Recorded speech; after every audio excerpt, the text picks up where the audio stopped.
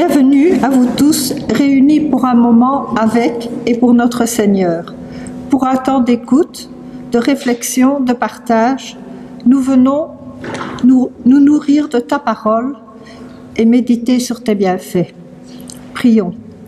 Seigneur, nous te présentons ce temps de culte, que ton esprit le préside, que ta parole nous éclaire, que ton évangile nous nourrisse. Amen.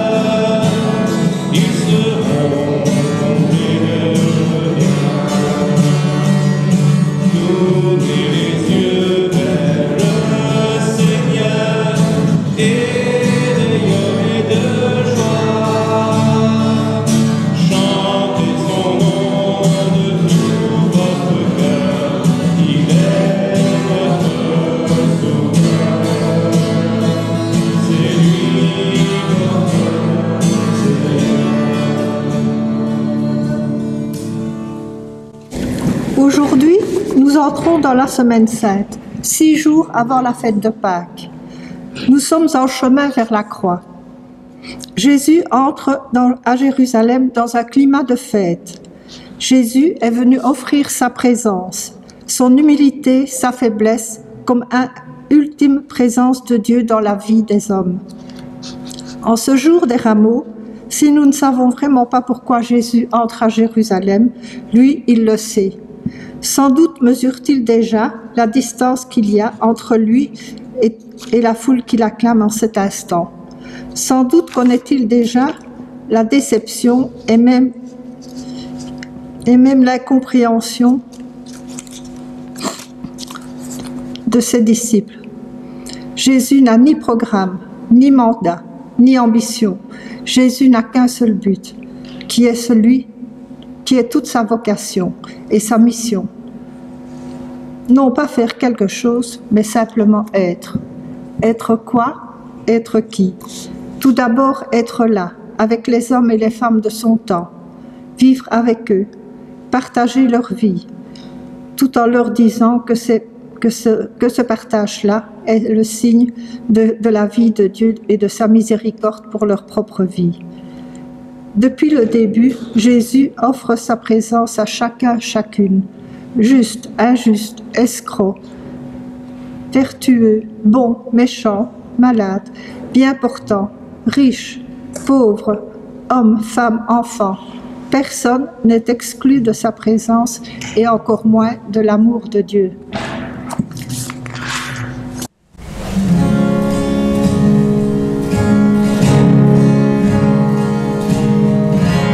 Si la lune me glace et le soleil menace, créateur des étoiles, mon secours est en toi. Si mes larmes ruissellent et que mon pas chancelle,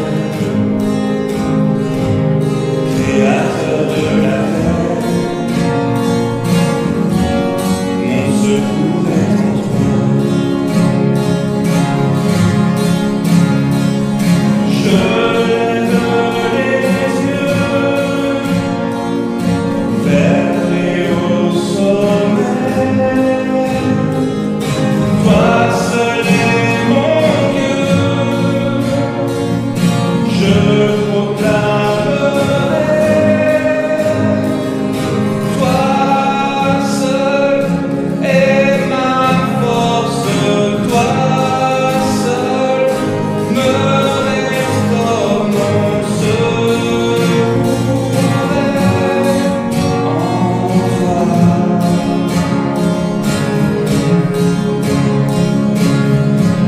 Si la peur m'envahit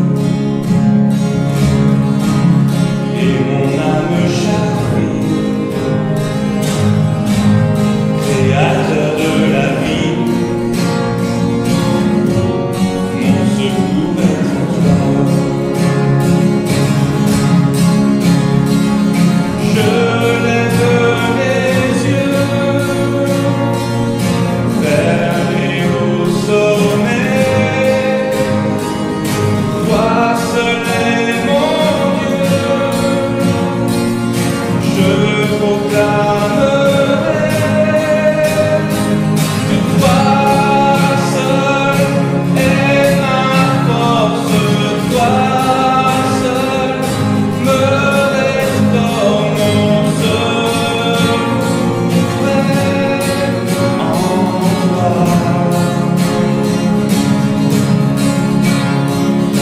Toujours tu me portes, jamais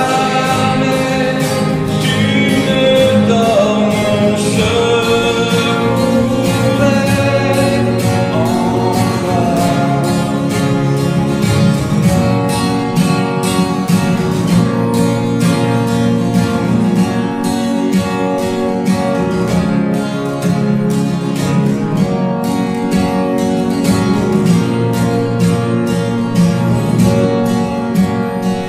Ta victoire, mon espoir, ton chemin, mon destin, ton salut, mon refuge, tout est en toi. Ta victoire, mon espoir, ton chemin, mon destin, ton salut, mon refuge, tout est en toi.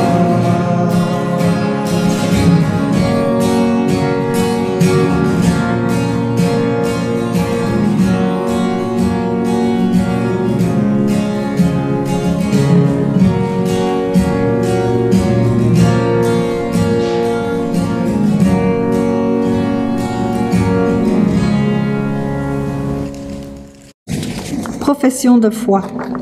Dans la liberté qui m'est donnée d'aimer et de croire, je reçois la bonne nouvelle de Jésus-Christ. Dieu éternel et vivant nous aime sans condition. Par son esprit, il nous relève et nous guide, il nous éclaire et nous révèle. Son souffle de vie nous porte vers les autres. Sur notre chemin, notre frère divin Jésus-Christ est présent. Il nous nourrit et nous invite à construire ensemble le monde que Dieu désire. La prédication ce matin sera présenté par M. Éric Jehain. Et alors, il nous propose de lire l'Évangile de Jean, chapitre 14, 23 à 29. Jésus lui répondit, « Si quelqu'un m'aime, il garde ma parole et mon Père l'aimera. Nous viendrons à lui et nous ferons notre demeure chez lui. Celui qui ne m'aime pas ne garde point mes paroles, et la parole que vous entendez n'est pas de moi, mais du Père qui m'a envoyé. Je vous ai dit ces choses pendant que je demeure avec vous. Mais le Consolateur, l'Esprit Saint, que le Père enverra en mon nom, vous enseignera toutes choses et vous rappellera tout ce que je vous ai dit. Je vous laisse la paix, je vous donne ma paix. Je ne vous donne pas comme le monde donne, que votre cœur ne se trouble point et ne s'alarme point. Vous avez entendu que je vous ai dit, je m'en vais et je reviens vers vous. Si vous m'aimiez, vous vous réjouiriez de ce que je vais au Père, car le Père est plus grand que moi. Et maintenant, je vous ai dit ces choses afin qu'elles arrivent, afin que lorsqu'elles arriveront, vous croyiez.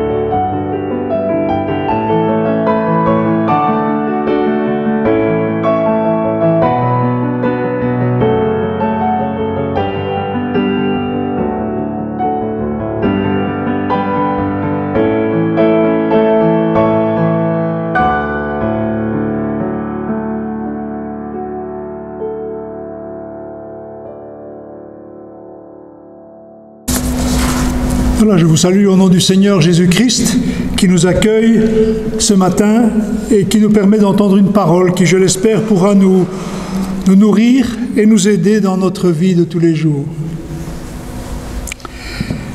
Récemment, un de mes amis a perdu son chien qu'il avait depuis 12 ans. Et il me disait combien son chien lui manque, combien son absence est difficile à vivre. Chaque matin, le chien lui faisait la fête. Ils allaient faire de longues balades ensemble. Mon ami le caressait souvent pendant la journée.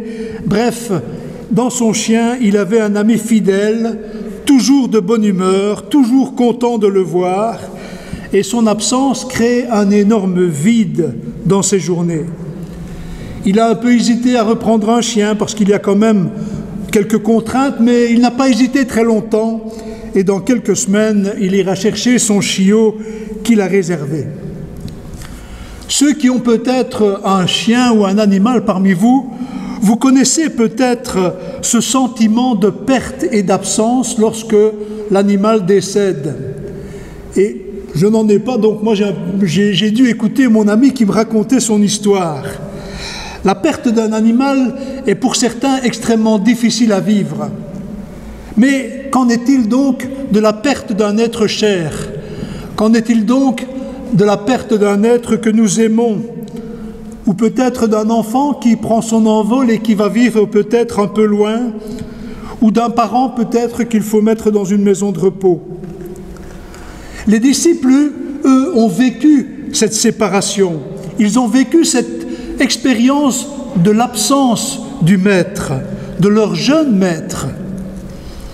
Le passage de l'évangile de Jean que nous venons de lire et d'entendre fait partie du dernier entretien de Jésus avec ses disciples à la veille de sa passion que nous allons commémorer cette semaine.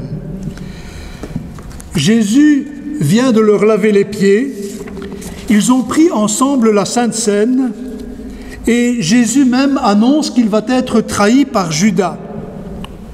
Alors ces quelques expériences, ces quelques moments sont des scènes extrêmement fortes et les disciples ne comprennent pas vraiment ce qui se passe.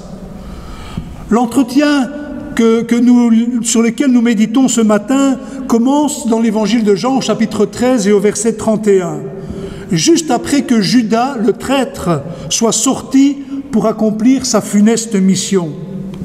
Alors, à ce moment-là, il ne reste plus aux côtés de Jésus que les intimes, ceux qu'il va appeler ses amis. Dans ce groupe, il n'y a aucun ennemi, aucun pharisien, aucun scribe malveillant, pas même un étranger au groupe. Jésus les connaît bien, ces disciples-là. Il va donc leur parler comme un ami parle à un ami. Il ouvre son cœur en toute confiance. Tout ce qui est dit dans la bienveillance réciproque, dans la confiance réciproque et même dans un amour commun. C'est une sorte de testament spirituel qui résume le cœur de son enseignement. Mais pour les disciples, cet enseignement et cet entretien est difficile à entendre. Ils sont troublés par l'annonce de la mort de Jésus, mais aussi par la trahison de leur frère Judas, par l'annonce d'un départ, l'annonce d'une séparation, car Jésus leur dit « Je m'en vais ».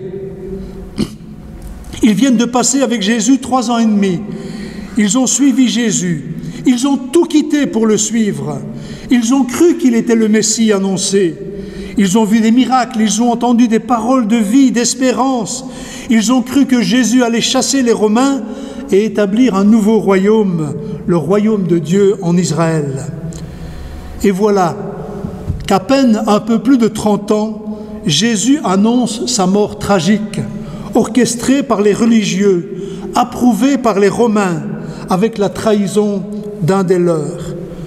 De plus, au début de l'entretien, Jésus annonce que Pierre va le renier. C'est un gâchis total. C'est une situation presque désespérée et il n'est pas étonnant que les disciples soient troublés. C'est tout à fait compréhensible. Mais on peut se poser la question, est-ce que Jésus, lui, est troublé avec toute cette situation un peu chaotique? Est-il troublé par le pressentiment de sa mort prochaine, violente? Est-il troublé par la trahison de Judas, par la faiblesse de Pierre, la fragilité de ses amis, de ses intimes qui ne semblent pas comprendre ce qui se passe? Est-ce que Jésus peut-être commence à avoir des doutes que son message, sa bonne nouvelle de salut et de joie soit complètement oublié? Et pourtant, aujourd'hui, 22 siècles plus tard, son message d'amour et de libération continue d'être proclamé de par le monde. Des milliers d'hommes et de femmes suivent le Christ et son enseignement. Que s'est-il donc passé pour que 11 hommes craintifs, déçus, découragés se lèvent quelques semaines plus tard pour proclamer haut et fort l'évangile de Jésus, malgré son absence, malgré sa disparition physique? Ce dernier entretien nous donne peut-être quelques pistes de réponse.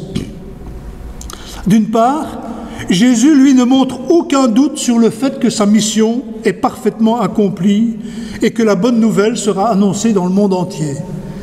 Dans sa prière, la prière qu'on appelle sacerdotale au chapitre 17, Jésus dit « Seigneur, Dieu, j'ai accompli la mission que tu m'as donnée à faire. J'ai tout fait correctement. » Et d'autre part, Jésus affirme qu'il a pleinement confiance dans ses disciples pour être ses témoins. Et pourtant, ces disciples-là sont à ce moment-là craintifs.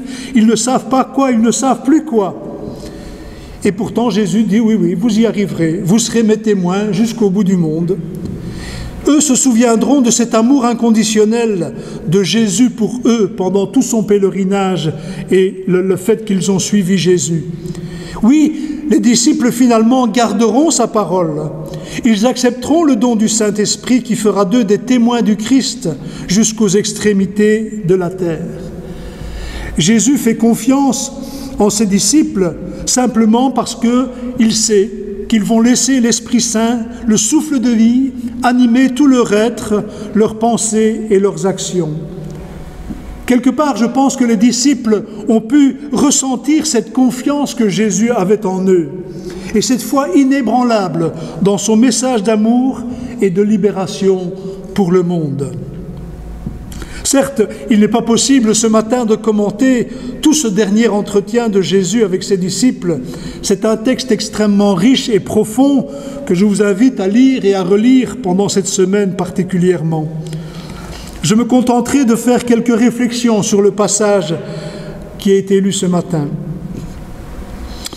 Parce que l'enseignement de Jésus est basé sur la conscience qu'il a lui-même d'être dans une relation unique avec Dieu qu'il appelle son Père.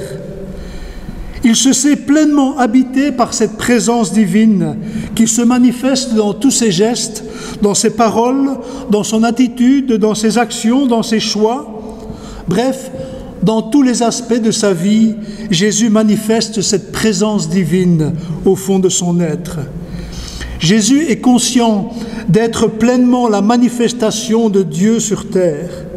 Et cette relation unique, en plus, est enracinée dans un amour inconditionnel et infini entre le Père et le Fils. Et Jésus le dit, le Père aime le Fils et le Fils aime le Père. Et c'est particulièrement dans l'évangile de Jean et dans les épîtres de Jean que ce message central va jaillir et rejaillir continuellement. Dieu est amour. Tout est là. Tout est résumé dans ces 3 mots. Dieu est amour. C'est le message central de l'Évangile. Pendant son pèlerinage sur terre, Jésus a montré et il a vécu cet amour infini de Dieu pour tout le monde, pour toutes et tous, sans exception. Mais ce sont surtout les exclus, les marginaux qui accueillent cet amour. Les prostituées, les adultères, les lépreux, les aveugles, les boiteux, les publicains, toutes celles et ceux qui sont pointés du doigt par les gens bien. Et cet amour qui est tellement fort attire les foules, mais aussi c'est un amour qui dérange l'institution religieuse. Ce Dieu d'amour inconditionnel qui accueille et pardonne n'est pas le Dieu auquel ils croient les religieux. Eux, ils croient en un Dieu fort, puissant, qui exige de l'humain qu'il respecte la loi de Moïse dans ses moindres détails. Mais c'est une pression, c'est un poids, c'est un joug sur les disciples et sur tous les habitants de ce monde. Il y a ces pharisiens, ces scribes et tous ces religieux qui sont là et qui fouillent dans la vie des gens pour voir où ils enfreignent un des commandements de la loi de Moïse. Alors, les disciples et tous ceux qui suivent Jésus ont été subjugués par ce message d'amour libérateur du joug de la loi. Les disciples ont tout quitté pour suivre Jésus. Ils ont cru en sa parole. Ils ont cru qu'il allait libérer Israël du joug de Romains, mais aussi du joug des religieux. Ils n'avaient pas encore tout à fait compris le message profond de Jésus, qui est une libération intérieure, une libération du cœur, une libération de l'amour qui se trouve en chacun d'entre nous. Alors, Jésus, dans ce dernier entretien, va amener ses disciples vers cette profondeur de l'être, Une profondeur qui entraîne un changement complet, un changement total, un changement même de paradigme. Jésus présente en fait un autre Dieu, une autre présence, une autre vie, même une autre paix, une autre joie et peut-être même un autre amour.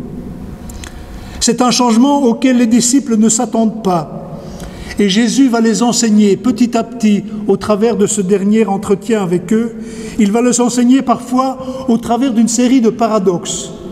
Les paradoxes qui montrent un peu qu'il y a dans cette vie et dans notre vie, qu'il y a des choses un peu contradictoires, mais qui peuvent nous amener à réfléchir et avancer. En effet, dans ces chapitres 13 à 17 de l'évangile de Jean, Jésus parle d'une part qu'il va mourir, mais aussi qu'il va être vivant. Il dit que sa présence physique ne sera plus là, mais il y aura la présence de l'Esprit Saint. Il dit « Le monde ne me verra plus, mais vous, vous me verrez vivant. Je vous donne ma paix, mais non pas comme le monde la donne. » Il dit « Je suis dans le Père est en moi, et pourtant le Père est plus grand que moi. Vous ne pouvez pas venir où je vais, mais je vais vous préparer une place, là où vous ne pouvez pas venir. » Et dans notre passage, il y a aussi ce paradoxe où Jésus dit « Je m'en vais et je viens ». Un Christ absent, mais présent. Un Jésus qui part, mais qui vient. Jésus a déjà annoncé sa mort prochaine et sa résurrection.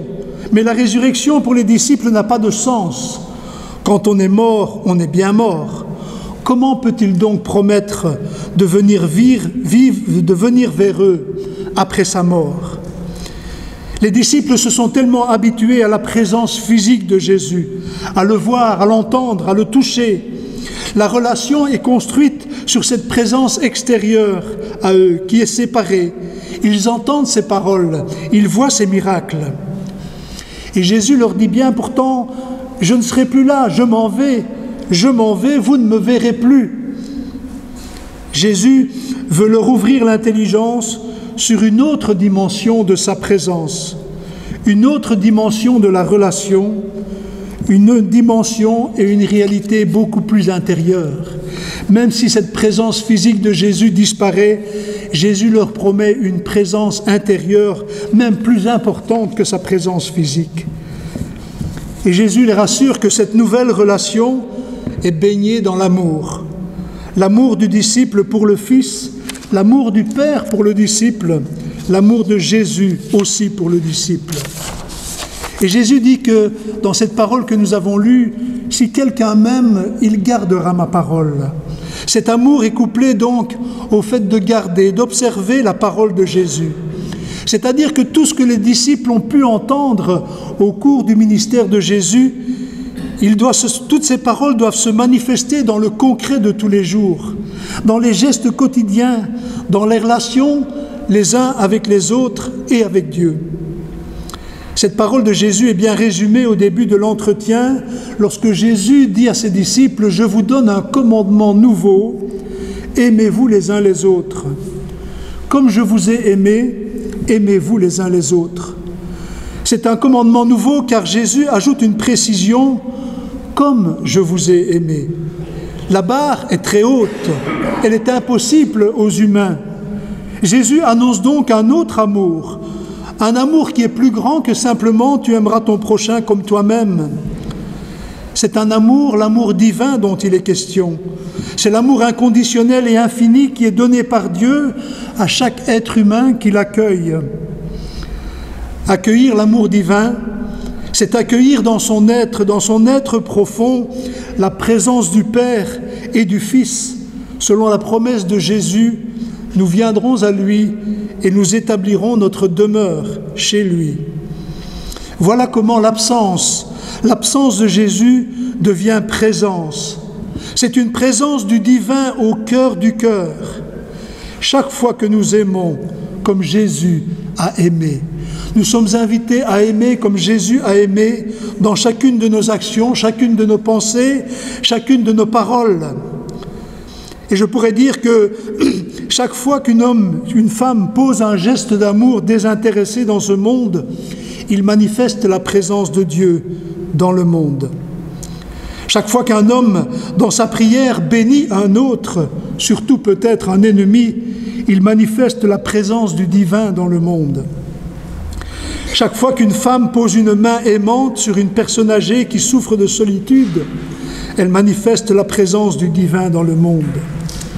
Chaque fois qu'un homme pardonne à son prochain, il manifeste la présence du divin dans le monde. Chaque fois qu'une femme sèche les larmes d'un enfant, elle manifeste la présence du divin dans le monde. Il nous appartient à nous de vivre ces petits gestes du quotidien dans la conscience qu'ils trouvent leur origine dans une source qui est beaucoup plus grande que nous, qui nous dépasse. Cette source est la présence de Dieu dans notre vie, au cœur de notre être, cette promesse de Jésus avant son départ. Le message de la grâce et de l'amour de Dieu proclamé par Jésus entraîne un bouleversement dans notre manière d'être et de faire. C'est un retournement complet. Plaire à Dieu, garder ses commandements, aimer son prochain n'est plus un ordre à obéir dans la contrainte et la peur de l'enfer et de la punition de Dieu. C'est agir plutôt comme une émanation, une manifestation, une réponse joyeuse à la présence du divin au cœur de notre être. Le chemin, c'est que cette nouvelle présence, cette autre présence, prenne de plus en plus de place et que petit à petit, tous les actes de notre quotidien soient inspirés par cet amour qui nous habite. Et pour rassurer et accompagner ses disciples, Jésus leur promet un autre consolateur. Jésus, certes, ne sera plus présent pour les consoler, pour les encourager, pour les rassurer quand ils ont peur, quand ils doutent. C'est un autre consolateur, l'Esprit Saint, qui fera sa demeure dans le cœur du disciple, ensemble avec le Père et le Fils. Lui, l'Esprit Saint, il nous rappellera les paroles de Jésus, les paroles de la vie éternelle, comme l'a confessé Pierre. Non pas des paroles de commandement à obéir pour faire la volonté de Dieu et être de bons chrétiens, mais des paroles de vie qui libèrent, qui prennent corps dans le concret du quotidien et qui procurent une joie profonde. La venue de l'Esprit Saint à la Pentecôte ouvrira les yeux et le cœur des disciples sur cette autre dimension, cette autre présence, cet autre Dieu. Et cette expérience les transformera en hommes de conviction, de foi et d'espérance. Ils s'engageront corps et âme dans la proclamation de la bonne nouvelle, de l'ouverture et de l'amour de Dieu. Et même si plusieurs ont perdu la vie prématurément dans cette grande aventure, ils ont compris qu'il y a une autre vie qui les habite, la vie éternelle qui ne meurt pas, annoncée par Jésus. Une autre présence, un autre consolateur, un autre Dieu, un autre regard, un autre amour. Voilà ce que Jésus promet à ses disciples en échange de son départ, en échange de son absence. Pour nous, aujourd'hui, il nous est un peu difficile de saisir le trouble des disciples à l'annonce de la mort de leur maître et de son absence. Pour eux, c'est tout leur monde et tous leurs espoirs qui s'effondrent. Nous ne ressentons pas l'absence physique de Jésus comme les disciples, parce que nous n'avons jamais rencontré physiquement Jésus. Et puis, nous connaissons la suite de l'histoire. Nous savons qu'il y a la résurrection, qu'il y a la Pentecôte, l'Ascension, la naissance et le développement de l'Église. Pour nous, nous avons accueilli la bonne nouvelle de l'amour de Dieu, du pardon, la promesse qu'il est avec nous tous les jours jusqu'à la fin du monde. Nous avons accueilli la promesse de la vie éternelle. Mais à l'approche de Pâques, il nous faut peut-être réentendre à quel point l'enseignement de Jésus était nouveau, radical et révolutionnaire. Dieu n'est pas le Dieu tout-puissant qui dirige le monde d'une main de fer, un Dieu plutôt effrayant et auquel il vaut mieux obéir le mieux possible si on veut échapper à sa justice et à l'enfer. Jésus annonce un autre Dieu, un Dieu qui rejoint l'humain dans son humanité, un Dieu qui se veut présent au cœur de l'homme, de la femme, un Dieu qui par sa présence insuffle un souffle de vie toujours nouveau, un souffle, une vie éternelle qui transforme tout l'être en fils et filles de Dieu, dans la lumière, dans la joie, dans la paix et un amour qui nous dépasse. Nous sommes invités à tourner les yeux vers Pâques et vivre dans le Christ la résurrection où la mort a été vaincue par le jaillissement de la vie. L'apôtre Paul l'exprime bien dans l'Épître aux Romains au chapitre 6, lorsqu'il dit « Par le baptême, en sa mort, nous avons été ensevelis avec lui, afin que, comme Christ est ressuscité des morts par la gloire du Père, nous menions nous aussi une vie nouvelle. » À tel point que Paul dira un peu plus loin, « Ce n'est plus moi qui vis, c'est le Christ qui vit en moi. » Cette vie nouvelle, c'est aussi la promesse que Jésus fait à la Samaritaine. « Celui qui boira de l'eau que moi je lui donnerai, celui-là n'aura jamais soif. L'eau que je lui donnerai deviendra en lui une source d'eau qui jaillira jusque dans la vie éternelle. » Et Jésus dit à ses disciples, « Celui qui croit en moi, des fleuves d'eau vive couleront de son sein. » Alors, habité par cette présence vivante, l'absence physique de Jésus n'est plus une souffrance. Au contraire, elle ouvre à une nouvelle dimension de la relation à Dieu et aux autres.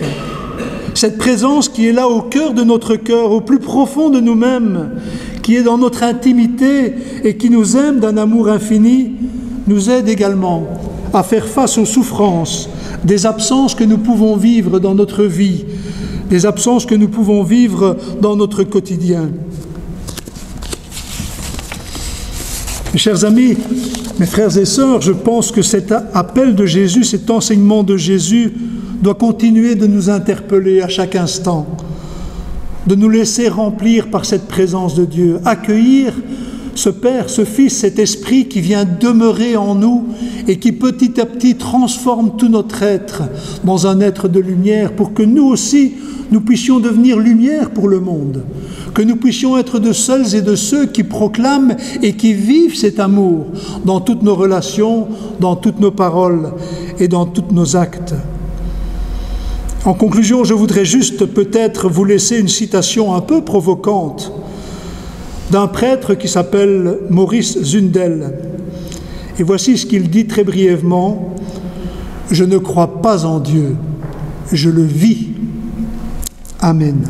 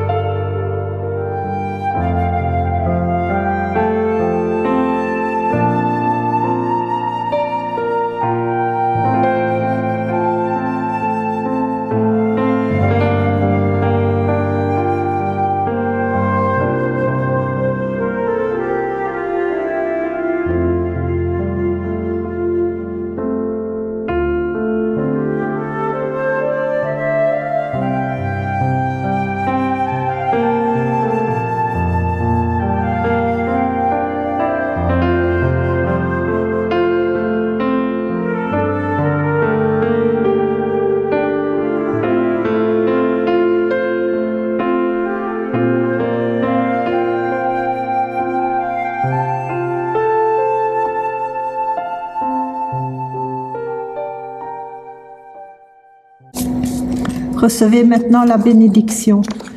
Que Dieu notre Père nous accompagne. Que Dieu notre Père, par sa présence et sa parole, nous accompagne et nous conduise, qui nous fortifie et nous donne la paix.